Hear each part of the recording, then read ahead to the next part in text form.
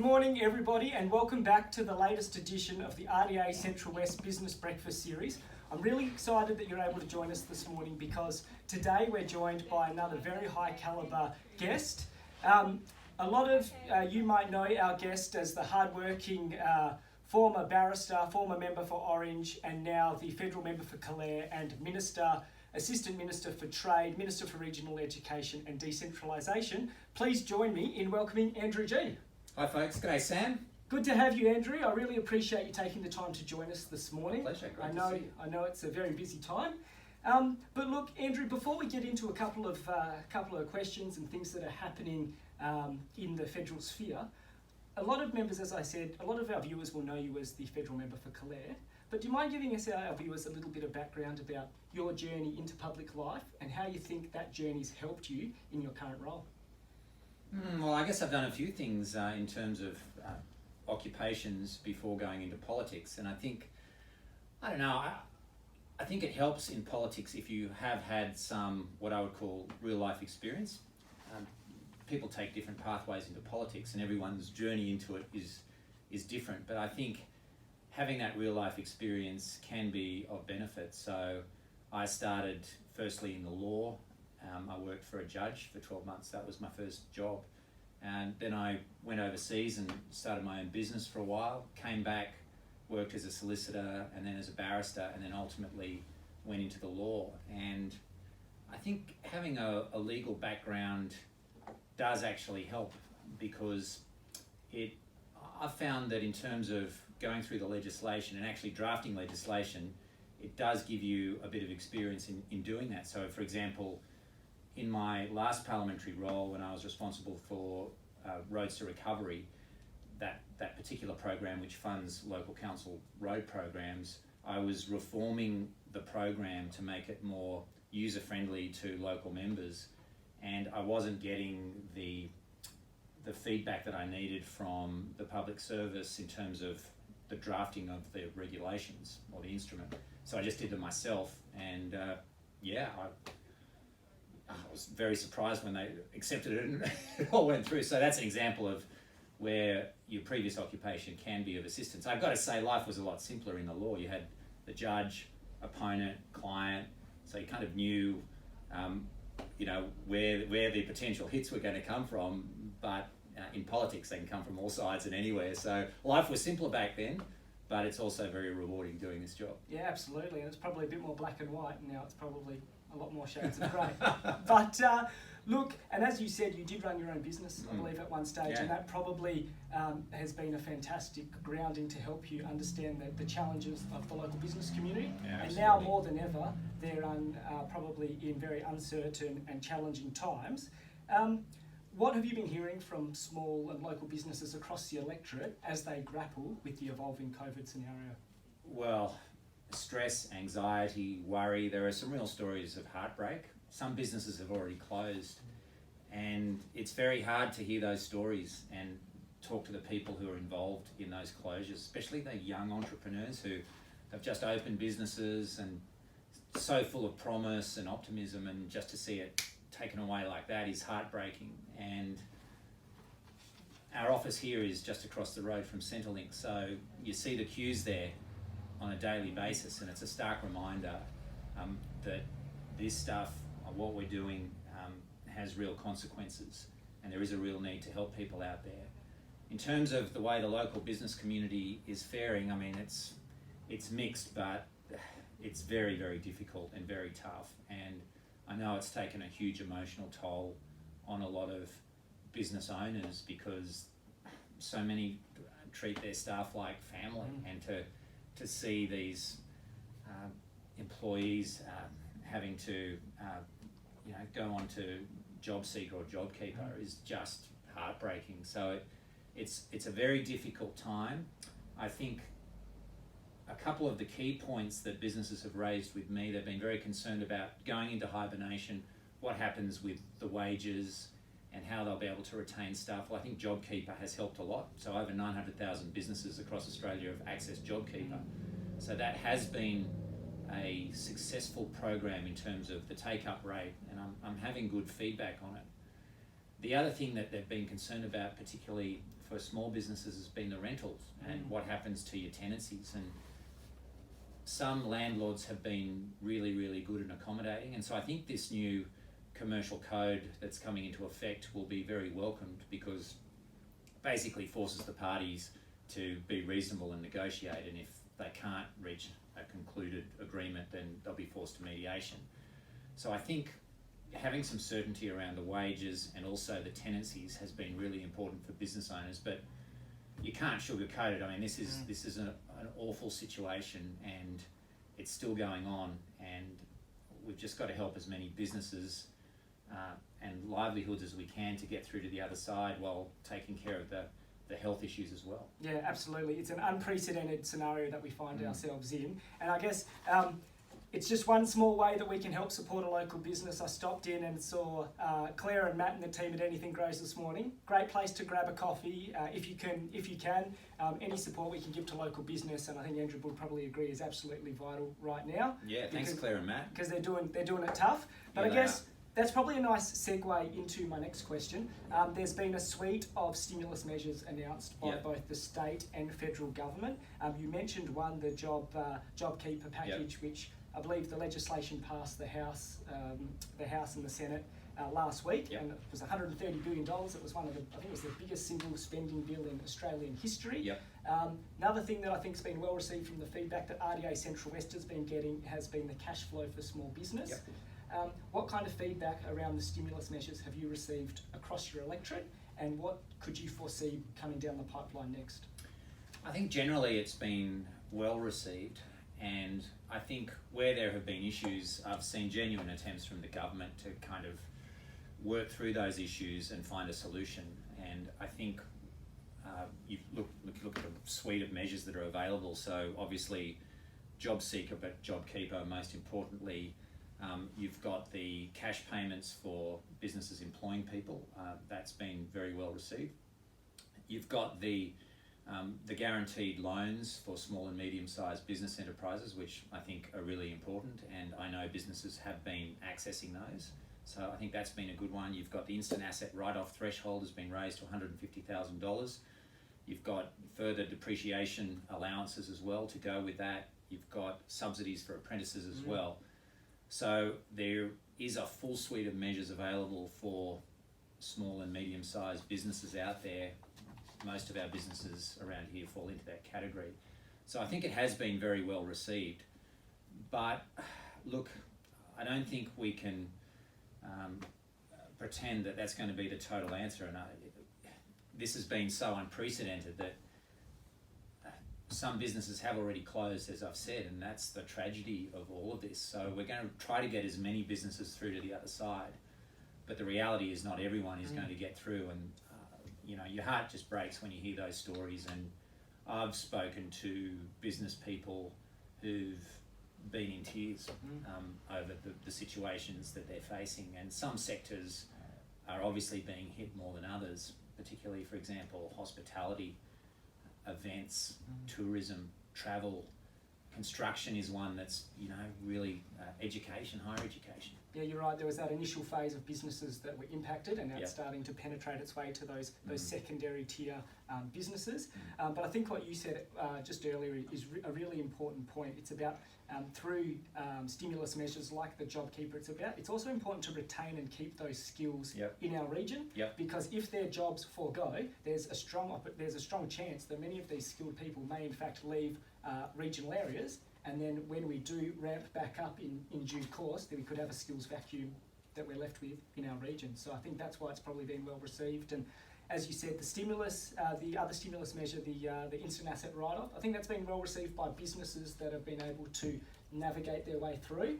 But from feedback that we've received, I think a few of the smaller businesses, it's probably not their number one focus right now. Understandably, that was one of the first ones that was rolled out, and I think it's been a rolling suite of measures.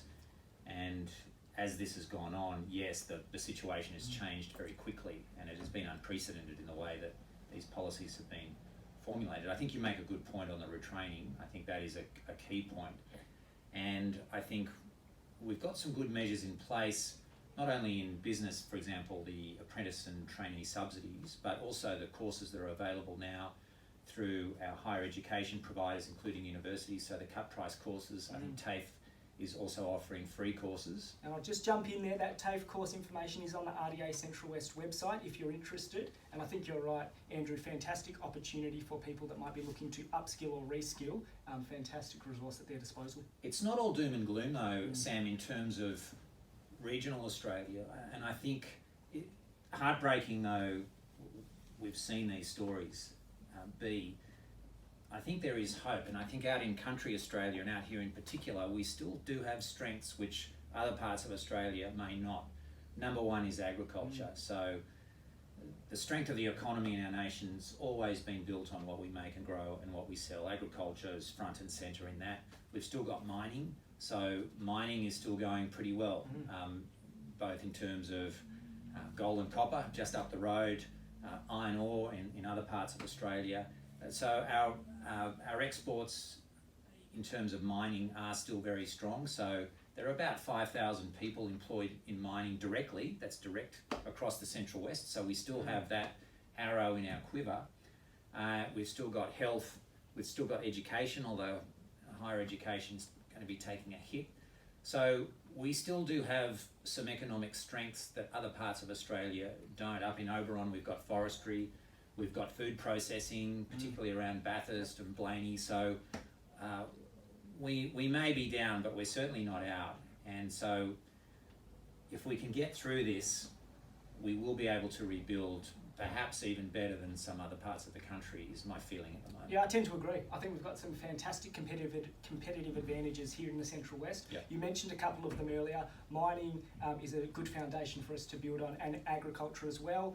We've seen some positive recent rains. We're by no means out of the drought, but I've been speaking to a lot of farmers, probably like yourself, Andrew. They've got a bit of a spring in their step. Yeah. They're back. They're feeling good. They're optimistic about the future. And I think what you mentioned before is very true. There's a renewed confidence about the sector and about the year ahead. So hopefully, fingers crossed, that continues because, as you said, that's definitely a pillar that we will be drawing on to keep pushing us through this challenging time. But it's probably, as I said, a good way to channel through to my next question. There's a lot of stimulus measures and support measures that have been announced to date to support businesses and the community. Sometimes it can feel a little bit overwhelming if you're a small business. Where do I go for advice? How do I navigate my way through these processes? Yeah. In your opinion, where's the best place for an interested business or a community member to go if they're seeking advice? I think for business, business.gov.au is a great first stop. And I've had a look through that website, and it does answer a lot of questions and direct you around what's available. But you can also go to the Treasury website as well. They've got some very good fact sheets. Some of those are posted on my Facebook page. The ATO is also a great source of information as well. And you can just call our office if you have any direct queries, and we'll point you in the right direction as well. Yeah, absolutely. So after this chat this morning with Andrew, we'll make sure we put those links to the Treasury website and the business.gov website up on our Facebook page. We'll also link in Andrew's electorate office contact details because that's a fantastic resource there at your disposal as well. 6361 7138. Oh, there you go. There's a plug. We're still open. Right on cue. Thank you very much. Look, we've mentioned about small business doing it tough. Yeah. We've probably alluded to it a little bit, but what would be your message for community members that are wanting to support local business at the moment? What's the best way they can do that? Well, I think just try to shop local, spend local, and support our businesses when you can get out. And obviously, it's really hard. I mean, this is the issue I think with a lot of the stimulus. We're pumping money in, but it's not easy to stimulate an economy when you're forcing businesses to shut down and also you're restricting people's movements. So there are some big challenges with all of this.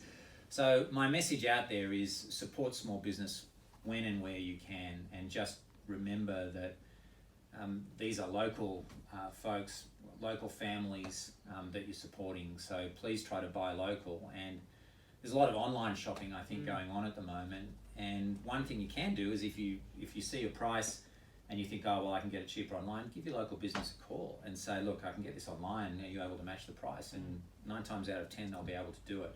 So I think that's really important to shop local and just keep talking to your local business people and just let them know that you appreciate them. And some of those frontline businesses, for example, pharmacies, especially in the early days of this coronavirus crisis, we're really copying it from people who didn't understand the need to be, for pharmacists, for example, to be cautious in terms of the medicines they were able to dispense. There were regulations and rules around it. And some of them copped a bit of abuse, also in our supermarkets. Just be mindful that we're all in this together. And so just to support our businesses, both with your wallets, but also with a kind word here or there, it certainly would help. Yeah, I think that's a great point. And I think if you've got the capacity to stop, shop and spend locally, now more than ever, it's absolutely vital. There's some fantastic local online offerings there if you're interested. And I think what you mentioned just before about sense of community supporting each other, I think that's really come to the fore, because I think it's testament to the Australian spirit. When you test it, people seem to get around each other, and I think that's definitely been the case. And I think the way state, local and federal government have worked together through this crisis, I think has been well received by the community as well. Yeah, I think that's right, Sam. I think we have seen the Federation working a lot better than it does at times, those different tiers of governments. And country communities in particular, what we do in the good times, but particularly in the bad times, is we stick together and we look after each other. We pass the hat around. So, for example, we're running Calare Community Care from this office, whereby we work with our service clubs and offer a check-in service for vulnerable members of the community who just need a phone call every couple of days. So, and this is happening all over the region. So we've always done that in the bush, and we'll continue to do it. And it's just it's something that I think just comes naturally to country communities. Yeah, absolutely. And I think what you mentioned is very true. Those vulnerable people out there, if you've got the opportunity to call a friend, call a family member that you haven't touched base with recently, probably now more than ever, that's absolutely important. We're all welded to our laptops and our mobile phones right now, but a lot of our aged people in our community, they're probably not as connected as we are. And as Andrew said, maybe taking 5 minutes to give them a call this morning and say good day and check in, see how they're going, is absolutely important. And a lot of them have been in lockdown also for well over a month now, and so in cases where people might have an underlying medical condition, and my dad's in that position, he doesn't live in this region, but he's basically been in lockdown, or he, as he calls it, house arrest now for over 4 weeks, and so no family members are even going inside. When family members visit, they're out on the veranda and they're talking through the screen door. It's really hard, and it takes its toll. So reach out to someone if you can. If they're not a family member, it might be just someone that you know, someone in a community group. But I really think they'd appreciate it, and now more than ever, that really does count for a lot. Just being there for someone. Yeah, absolutely. And we might even put on our Facebook page the Calare Community Connect information that Andrew is operating through his office. So we'll put that up after this chat this morning. Might just change pace a little bit here if we can. This next segment I like to call Fast Five. It's where we hit our special guest with a couple of questions to dig a little bit deeper, to learn a little bit about what makes them tick. So I'll start with a nice one. It's a bit of a loaded question. Yeah. But what's your favourite place to grab a coffee across the Calare electorate? Oh, Sam, I have so many. I move around the electorate a lot, although not at the moment, I have to say. I'm usually chalking up a lot of country miles in the car. Look, I have so many. It just depends where I am on a given day, and I don't have one particular one in one particular town, but I don't know, for example, if I'm going through Wattle Flat, it's the Wattle Flat General Store, and I've got stops like that all over the region. But one thing we do have out here is great coffee, and so, if you once these travel restrictions are lifted, you can tell people in Sydney and wherever, whoever's looking at this, we've got great coffee out here in the Central West. Doesn't matter where you are, you come out here and grab a great coffee on top of your holiday or whatever else you're doing. And if you need some good coffee beans, Bill's Beans, I think they're doing online and deliveries, so check that out as well. Great way to support a local business. Favourite holiday destination? Oh, Sam, I like surfing, I have to say. And so I'm not saying I'm a terribly good surfer, but I do like surfing. So anywhere where there is a break, but in particular, I would have to say the North Coast. There are some great breaks up there, which I'm very fond of. So the word on the street is that we might see you at the back of the break at Yamba, potentially, in Christmas holidays. I'm a bit more of a land mammal myself, but if you're holidaying up on the north coast in the near future, you might see the federal member for Calare on the in the wetsuit and on his surfboard out the back. So we can't advertise the breaks. People get upset when you advertise the breaks, but I'd say north coast breaks. I've got a couple down on the south coast that I'm pretty keen on. But you want to keep those quiet today? Yeah, I'm not going to mention specifics, Yeah, but hey, surfers know where they are. Yeah, absolutely. Top band or album? I'm a big country music fan, Sam. I love country music. So is my wife. She Really? massive Luke Bryan fan. Oh, really? See, my wife Tina does not share my passion for country music, but at the moment, I'd have to say I'm listening to Lee Kernaghan. Okay. Bit of Backroad Nation action going on, but I also, I love Tim McGraw. I'm a big Tim McGraw fan. We've got some other great Aussie country artists like Amber Lawrence, Jasmine Ray, the list goes on. So any type of country music I'm a big fan of. And I actually just watched a lockdown documentary on Netflix on Dolly Parton, which was absolutely fascinating. Now there's a country legend for you. Absolutely, and she's done a lot in the early childhood literacy space, and I think it's probably in that documentary. Fantastic. If you're interested, check out Dolly Parton. I can't recall the name, Early Childhood Literacy, and it's an inspiring story. My dad's always been a great Dolly Parton fan. As has mine. So we've got that in common.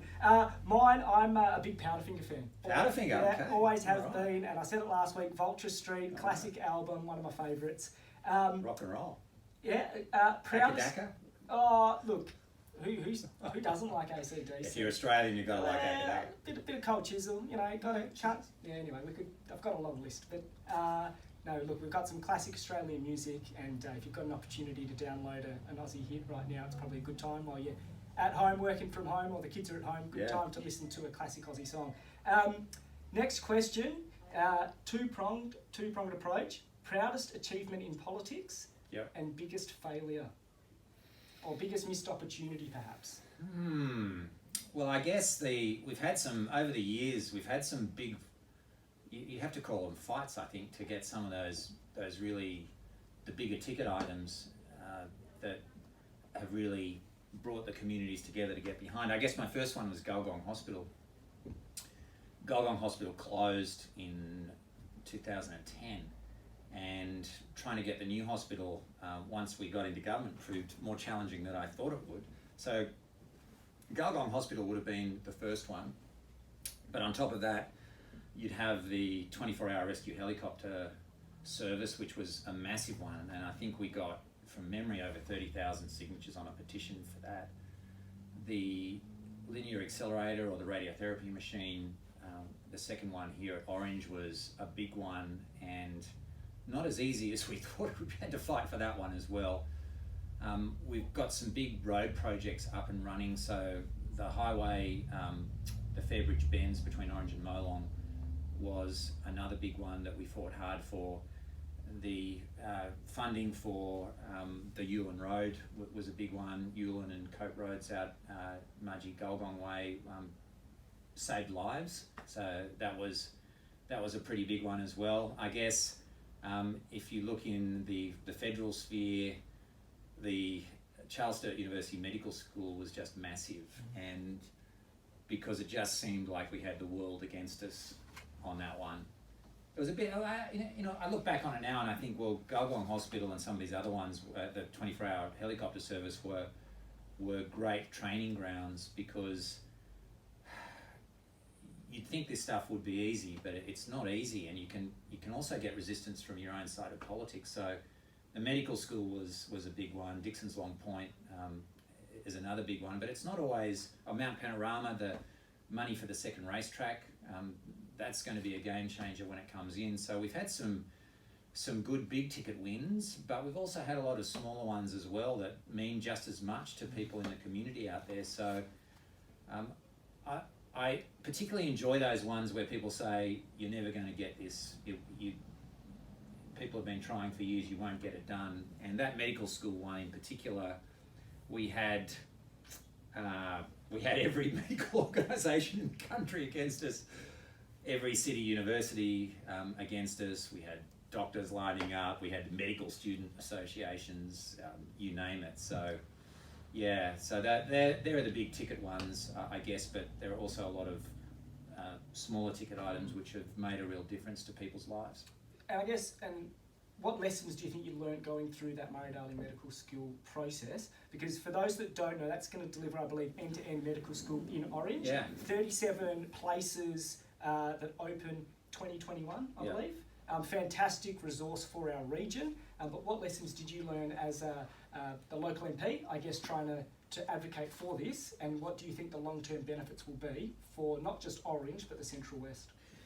Yeah, well, the medical school one was a good one, but I guess all of those big ticket items have one thing in common. That if you want something badly enough, you just have to really be persistent in dealing with governments. And also, sometimes you're going to hit ministers and even prime ministers who don't support or don't think that they can support your project for example, political reasons. So, for example, with the medical school, look, I don't think Malcolm was able to get behind it because they were worried about the medical politics and the AMA and the people opposing it. I think firstly you've got to really be persistent and you've got to have the passion to drive it through. And I guess the other thing that also helps a lot is if the community is behind you. And in all of those projects which I've just mentioned that save lives or will transform lives, the community's always been behind them and supported them. And I think once you get the momentum behind you, you can be hard to stop in dealing with governments. And even though barriers and walls get placed in front of you, you've just got to find a way around them. So for example, when we were trying to get the 24-hour helicopter up and running, it just seemed one obstacle after another. And they had a review. It's like, okay, so that's another hoop that we've got to jump through. So what do we do with that? Okay, well, we put a submission together and we make contact with the reviewers and state our case and we meet with them. And so you've just got to be persistent and consistent in dealing with governments. You've got to have the passion to get it done, but also the community support. So with the medical school, for example, the support was all local. Everyone else was against it, but we had great local support from local councils. Local government was supportive. Groups like the CWA, we had local doctors and a number of other key organisations who were very much local in their organisational structures, but who were right behind us, and together we got it done. And it just goes to show you that if you want something badly enough, you can get the support, then you can get these things done. And long after my time in politics is done, that medical school will be churning out the doctors of country Australia for generations, and it'll just get bigger. And so I think that is, even though it's easy to be cynical about politics, and I've been in politics for long enough to know that it does have a very ugly side. Like, there is no doubt about it. I've seen the worst of people in politics, but you can get things done and change lives in politics, and that's the upside of politics, and that's why I do it, because here you have, for example, a new medical school which will train the country workforce for the future, but ultimately it will be a benefit to country people. So you'll have more GPs in country areas trained for country practice. So it will make lives better, and that's ultimately what politics has got to be all about. That's why we're here. And I think sometimes there's so much politics in politics that you can lose sight of it. Like, the politics of politics is atrocious. Like, this backstabbing and people trying to take each other down. I've seen it all. I can tell you stories that'll make your hair curl. Maybe that's for next week. Maybe that's for next week. I couldn't do it on air. I'd probably be sued. But that's the bad side of politics. But the upside is that it can transform people's lives once you're all working together as a community. And that medical school is a great example. But Gulgong Hospital, long after we've departed the earth, Gulgong Hospital will still be going. Hopefully that road will be even bigger and better between Mudgee and Orange, Dixon's Long Point. So you can get things done and make a difference to people's lives. That's what I have learnt in this the journey that I've been on. And I guess it's just a good general lesson for life about perseverance and persistence. You've got to plug away to, if it's something my dad always told me, anything worth having in life is worth fighting for. Yeah, and you will always have setbacks, I think. Like in life, you're always going to have setbacks and have curveballs thrown at you, but you've just got to dust yourself off and just keep going. And in politics, I've had my share of setbacks in politics. I've had leaders who weren't supportive of what I was trying to achieve in terms of local projects, who weren't on board. I've had to deal with ministers who were sometimes downright hostile to what we were trying to do. I mean, some of those big projects I've just spoken about in health. I mean, Gulgong Hospital. I think if all things being equal, the government of the day, which is our government, they probably would have been happy just to have it as a health one and not as an NPS and hospital. But that's not good enough. So you can get things done, and when you hit a brick wall, you just got to find a way through to go over it or around it or crash straight through it. Now, that's a good point, and I think with the Murray-Darling Medical School, the studies show that if you're trained in a regional area, you're more likely to stay in a regional area. And I think the long-term benefit of this medical school will have those high-level skills and expertise based across the Central West, which I think is a big win. And I guess that's probably a nice segue into my next question. I recall when you were the state member, when Electrolux closed locally here in Orange, there was a big push for reskilling staff to help make them employable in the future.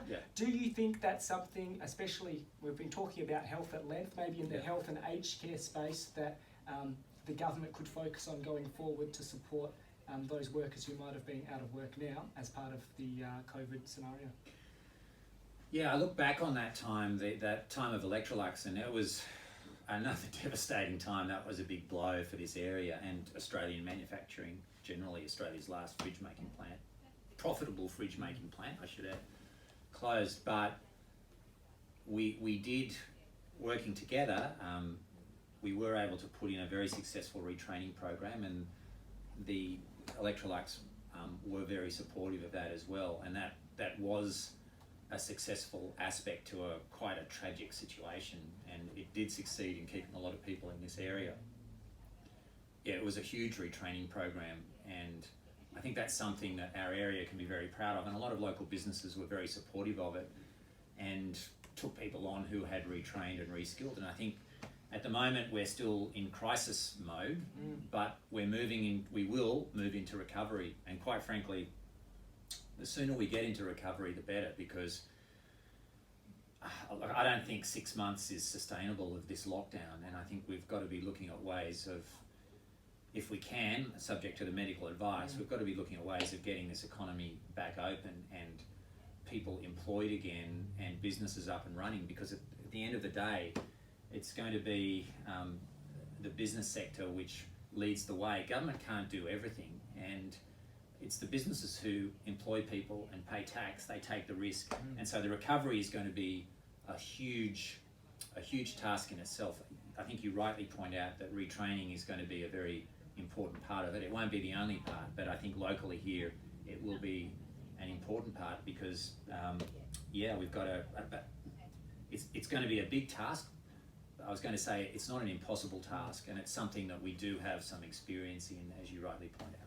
Yeah, absolutely. And I guess, as I mentioned before, that we're looking to support those workers as they're accessing potential new opportunities. And I think you mentioned with Electrolux, one of the former workers there, I think, owns and operates the Baby Bunting store here in Orange, and I had a chat to him about that. I think Craig was his name. Also, if you need some good baby products as a new father, that's where I go.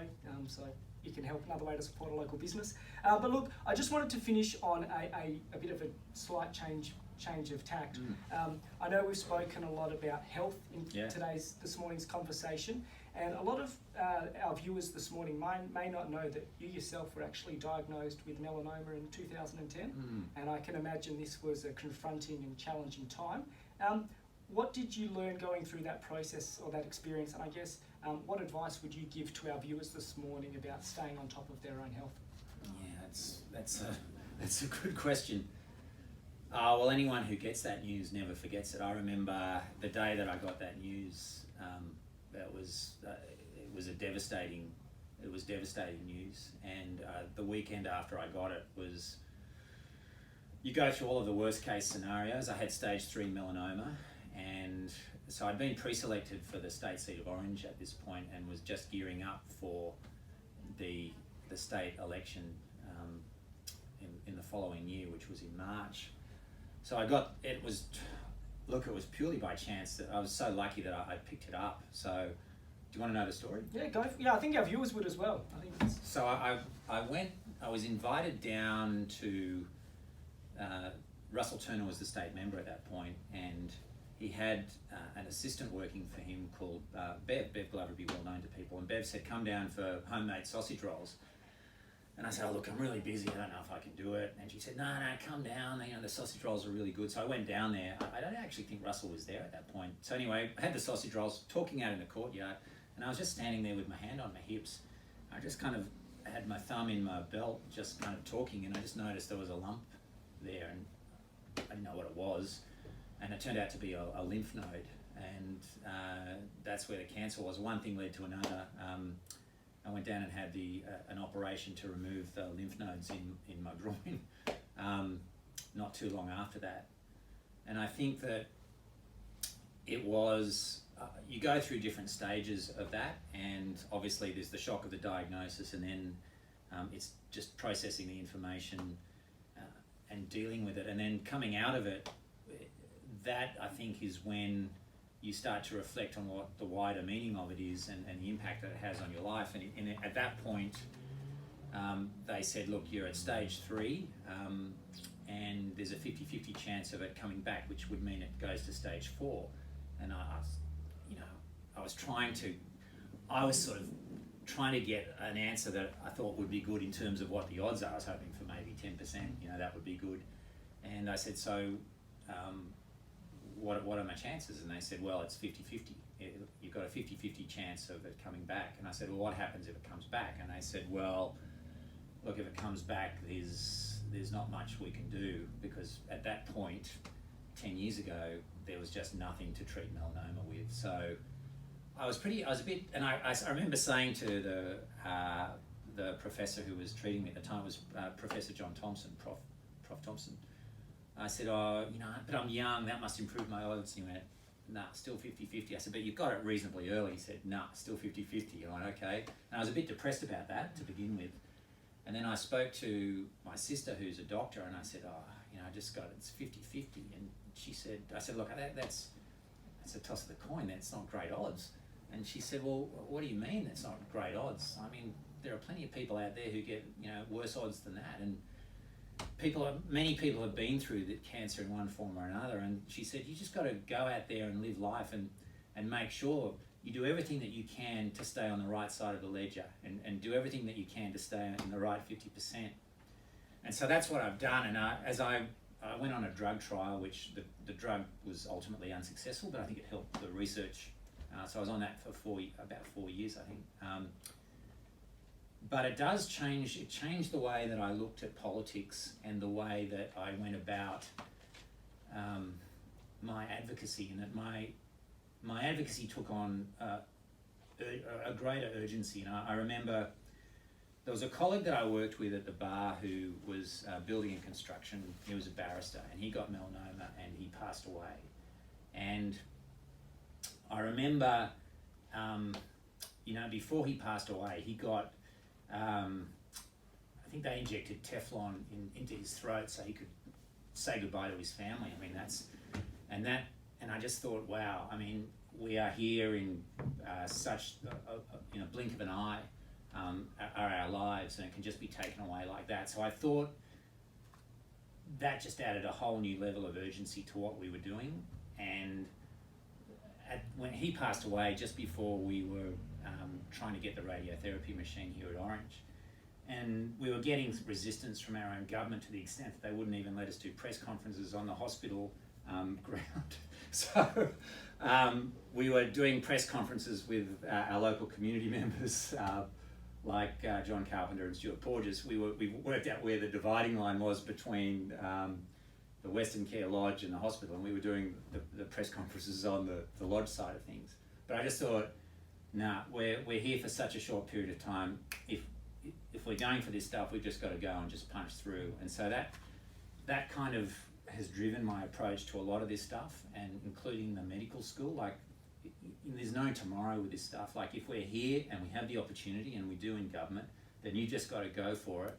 And even if you tread on a few toes and get a few noses out of joint, and Lord knows we've probably done a bit of that in terms of even people on our own side of politics that weren't fully supportive. We just got to go through them, because life is short, our time here is short, and you just got to get things done. It's a gift being in a position like this. You've got to make it count. And the other thing, I guess, that it has taught me was that I don't sweat the small stuff as much as I used to. Like, it gives you a greater perspective. And so you see the political games of Macquarie Street or even Canberra, and it just didn't worry me after a while. You just kind of look at it and go, yeah, whatever. It just doesn't mean anything. And so, the jockeying over positions, I mean, okay, it's good to have a position, but at the end of the day, no one really cares what position you've got in politics. So much time and energy is spent in that. And I've got a position, I've got a ministry now, which is great, because hopefully we'll be able to get some things done with it. But at the end of the day, no one's going to remember really what you were or what your title was, but they will remember the things, I think, that you get done for the community. And I've listed quite a few already. That's the essence of politics, is what I'm trying to say. Yeah, and I actually think that's a great way to wrap up today's conversation, because I'm glad you've got a clean bill of health now, Andrew, as I'm sure all our viewers are. So we've got to look after ourselves. Yeah, absolutely. And I think it probably gives our viewers a great insight into your passion and advocacy for health, resourcing and support in our region, with your personal journey that you've been on. But I think it's a great way to finish and make us all just stop and reflect about persevering, sticking at our tasks, and trying to contribute and make a bit of a difference. And I guess right now, more than ever, our community's doing it tough, and it probably brings us back to one of the first points we made in our conversation this morning, that if you've got the opportunity to support your local community, contact a family member, a friend, or even a neighbour to check in to make sure they're going okay. I think now more than ever that's absolutely vital. Absolutely. So look, Andrew, thank you very much for your time. Thank you for joining us with us for the RDA Central West Business Breakfast Series this morning. I hope everyone that's joined us has got a little bit out of today's conversation, learnt a little bit more about their federal member, learnt a little bit more about what's the local priorities and project focuses are going forward. I hope you have a fantastic Friday, a great weekend, and join us next Friday as I sit down with Caddy Marshall, the General Manager of Orange 360, for our next edition. Thanks a lot and have a great day. See you, folks.